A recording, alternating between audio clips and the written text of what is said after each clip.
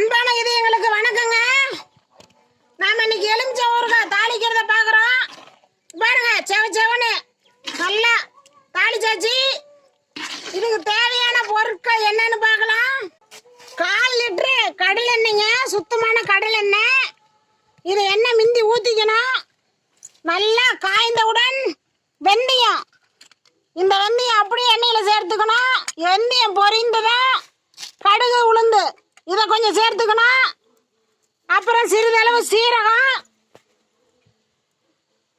ஒரு சிட்டிகை பெருங்காயத்தூள், கருவேப்பிலை, இதெல்லாம் பொரிந்தவுடன் இந்த மிளகாத்தூளை எண்ணெயிலேயே சேர்த்துக்கணும். சேர்த்து கிளறி விடணும். எண்ணெயிலேயே நல்லா கொதிக்கும். பிறகு இந்த எலுமிச்சை ஊறுகாய் போட்டு 4 நாள் ஆனது.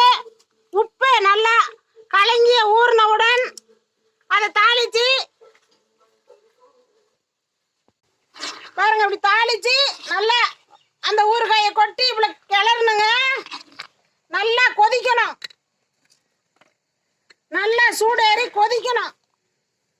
ஒரு 10 நிமிஷம் அப்படி இருக்கணுங்க.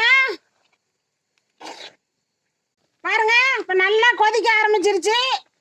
இனிமே நம்ம இறக்கி வச்சு ஒரு 1 ஹவர் ஆற விடணுங்க. ஆற விட்டு பிறகு நாம பாட்டில்ல சேர்த்துக்கலாம். ஊறுகாய் அவ்வளவு சுவையா இருக்கும். நாம தயிருக்கு, சாப்பாட்டுக்கு எல்லாமே சேர்த்துக்கலாம்.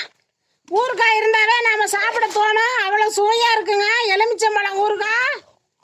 நீங்களும் செஞ்சு பாருங்க. குழந்தைங்க விரும்பி சாப்பிடுவாங்க. மேலும் விவரங்களுக்கு ஈஸ்வரியின் 4 ஒரு மூலிகை சேனலை ஃபாலோ பண்ணுங்க. நாங்க இன்னும் நிறைய வீடியோஸ் போடுவோம்.